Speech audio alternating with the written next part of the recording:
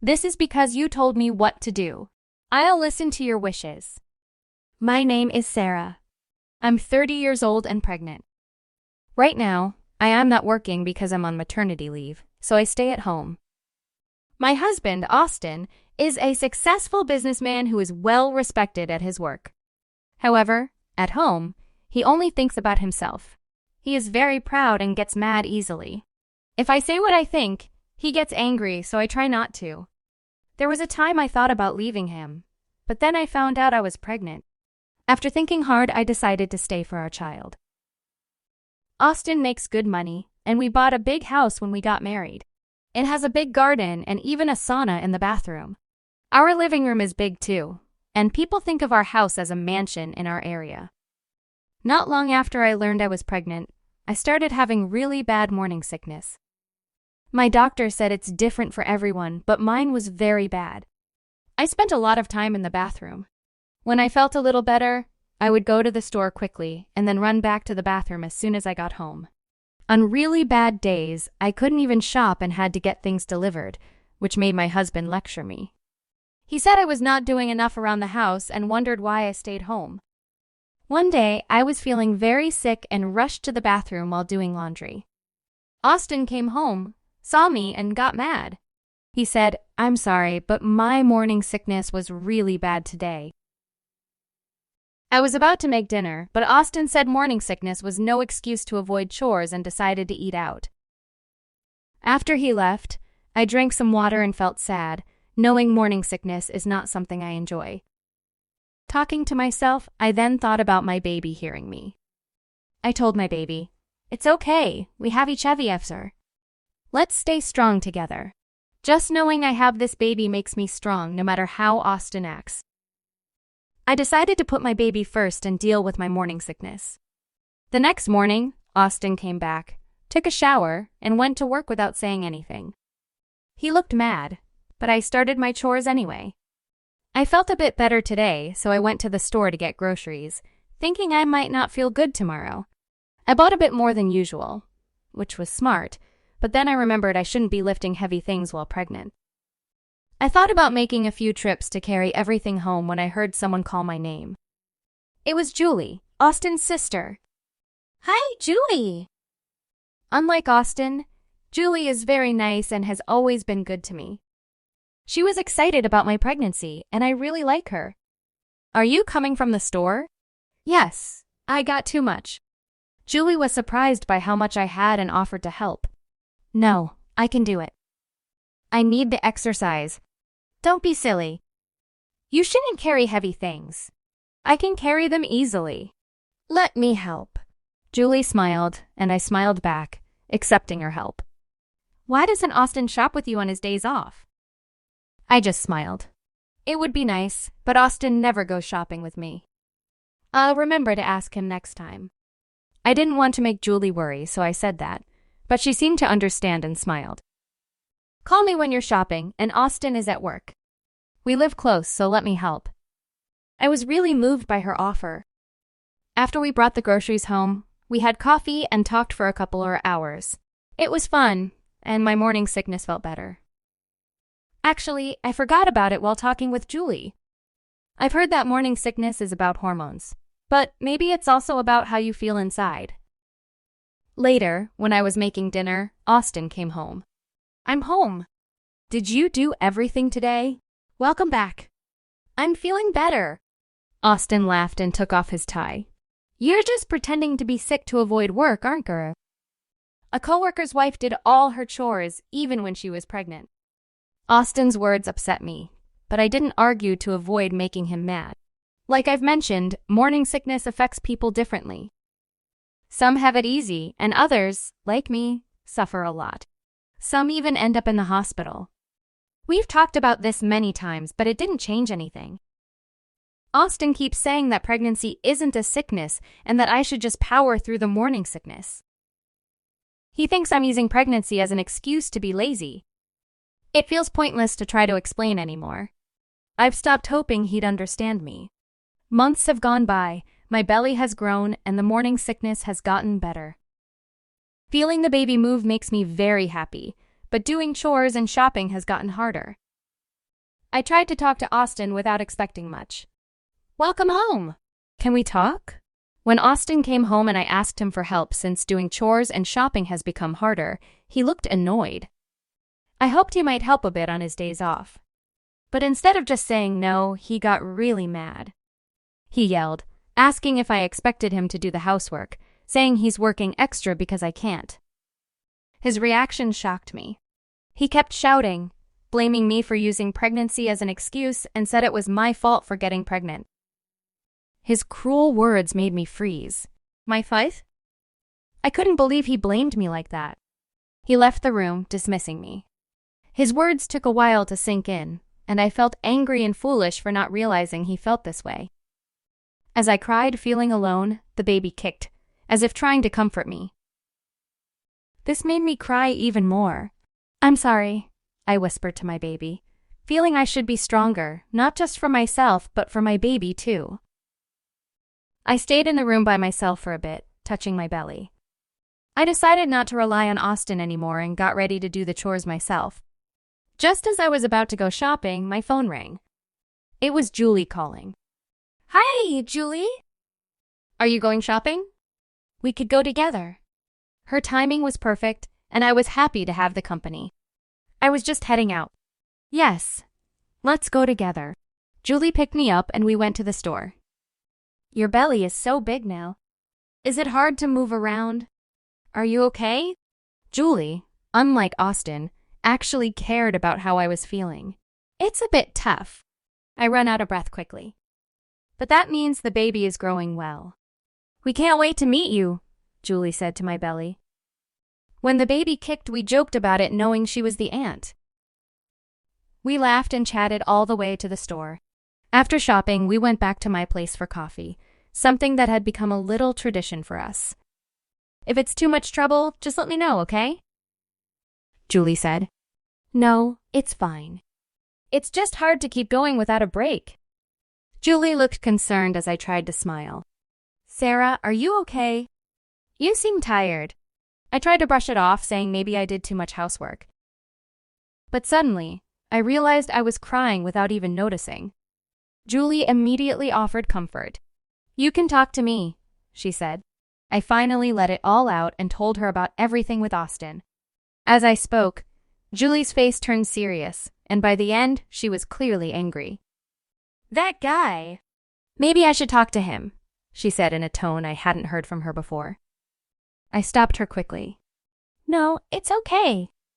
Just talking to you has already made me feel a lot better. Thank you. Just saying it out loud made me feel relieved. I realized keeping things to myself wasn't good at all. I'll take care of it, okay? Julie said. Her face went from mad to sad as she held my hand. Sarah, I'm really sorry about my brother. It's not okay, and I'm sorry. It must have been really hard for you, she said. Hearing that, I started to cry again. Her support made me wish I had talked to her sooner. I can't let it go. If you're okay with it, Sarah, I'll be there for you. We can face him together. I was thankful for Julie's support and decided to accept her help. One day, Austin came home early, which was unusual. He was calm and kind, which surprised me. I'm home, he said. I was cautious but welcomed him back. He suggested a trip to Hawaii for a break before the baby came. I was shocked by his sudden kindness and wondered why he was acting this way. Seeing an opportunity to maybe fix things between us, I agreed to the trip. He seemed happy and said he had already booked it for next week. Next week? That's soon, I said. He explained he wanted to surprise me. I thought maybe he was trying to be thoughtful in his own way. I'm entering my final month of pregnancy, so I'm a bit worried, but now is the only time we can go, I told him. Part of me needed a break, so I decided to go. Great.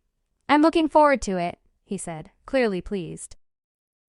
Seeing him happy for the first time in a while made me feel good, and I chose to accept his gesture sincerely. Later, Austin, in a better mood, enjoyed the sauna at home for the first time in ages and stayed cheerful till bedtime. I wished every day could be as worry-free as the one before our trip. On the day we were supposed to leave, I checked our bags to make sure we hadn't forgotten anything. That's when Austin shouted from the bathroom, saying something might be wrong with the sauna. Wondering why he was using the sauna before our trip, I went to check. As I looked inside, Austin suddenly pushed me from behind. I fell into the sauna, trying to protect my belly, and landed on my back with a thud. Rubbing my back and looking towards the door, I saw it slam shut with Austin looking through the small window, smirking. I felt a chill as I yelled for him to let me out, but the door seemed blocked. "You thought I'd actually take you to Hawaii?" Austin taunted from behind the glass, making fun of my appearance and calling me useless. His coldness showed his recent niceness was just a lie. I begged him to open the door, holding back tears, needing to escape. "This is for bossing me around," he claimed, even though I had only asked for help with chores. "I've gotta go. Someone else is waiting for me." "Enjoy your vacation," he mocked, leaving me locked in. I screamed for him, but soon heard the front door close, leaving me in despair and overheating in the sauna. Panicked and trying to cool down, I started to take off my clothes when I noticed my phone had fallen out. I called Julie, feeling a wave of relief. "Sarah, I thought you were in Hawaii." "Julie, help me," I said, desperate for rescue. Right after the call started, I quickly asked Julie for help. She could tell something was wrong and asked me where I was. "I'm in the home sauna," I said, and then I fainted. When I woke up, I was in a hospital bed with Julie next to me, holding my hand and crying. Seeing me awake made her cry even more. "You're okay now. You scared me so much," she said. Julie told me that after I mentioned I was in the sauna, I stopped talking, so she hurried to my house. The front door was locked, so she broke a window to get in.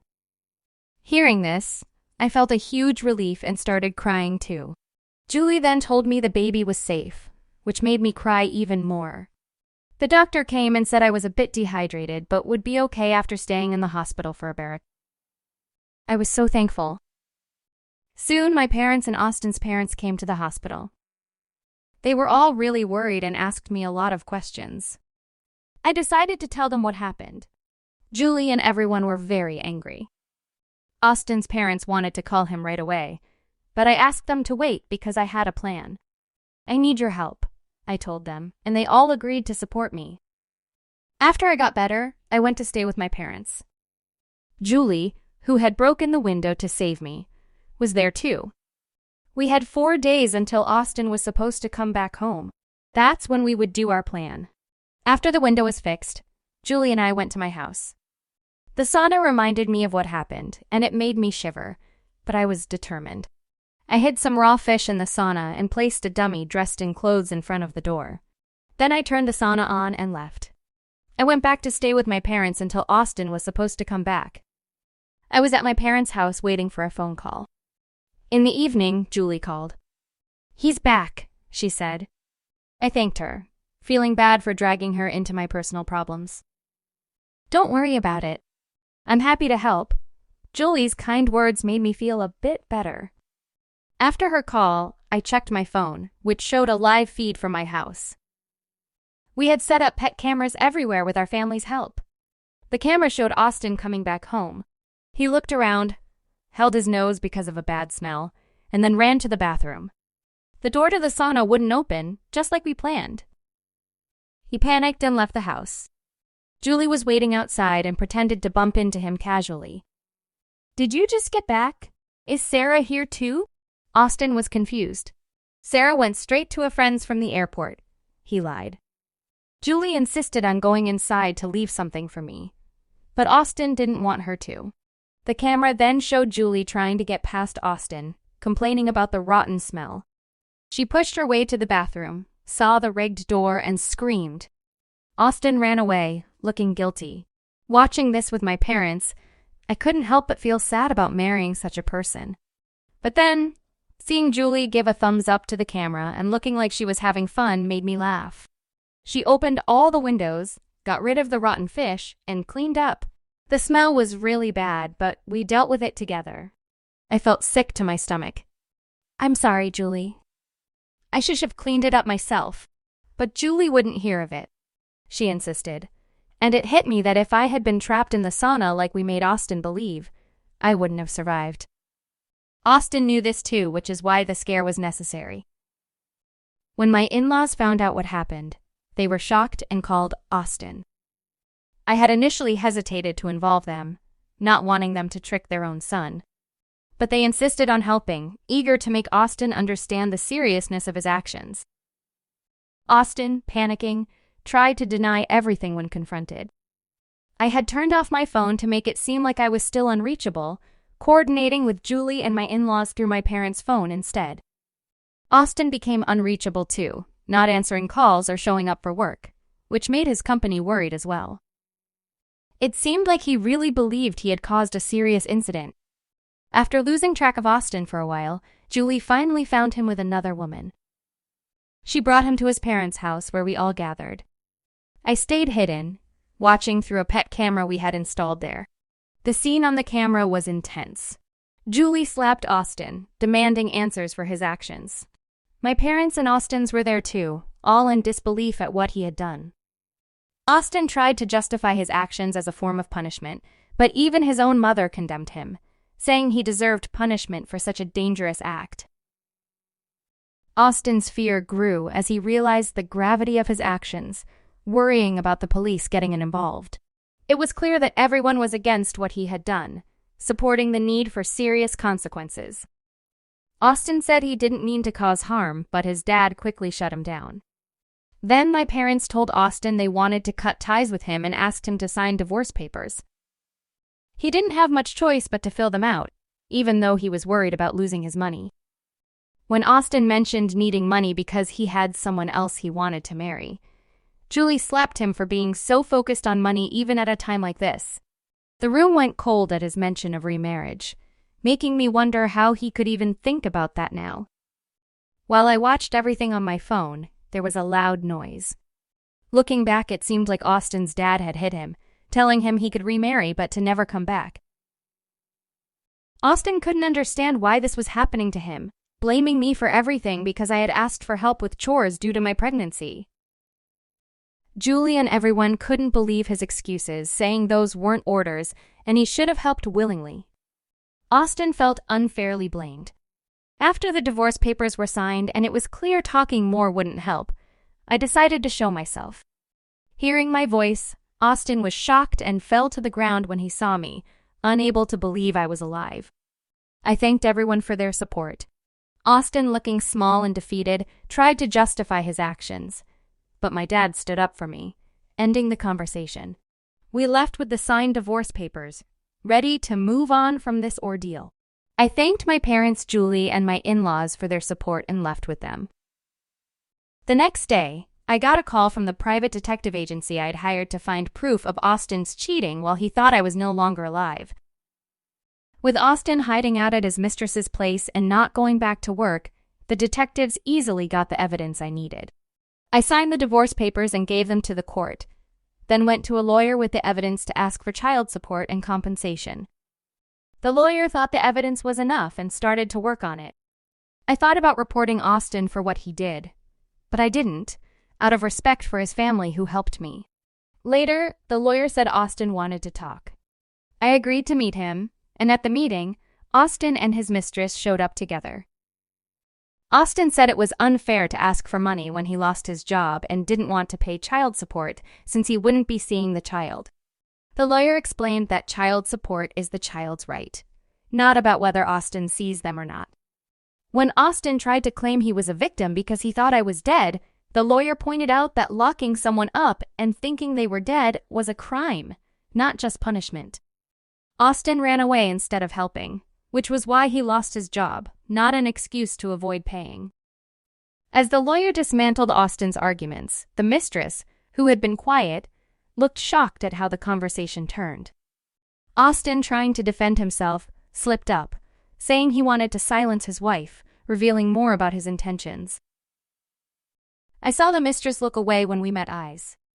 The lawyer mentioned that I wouldn't report Austin to the police if he agreed to pay compensation and child support.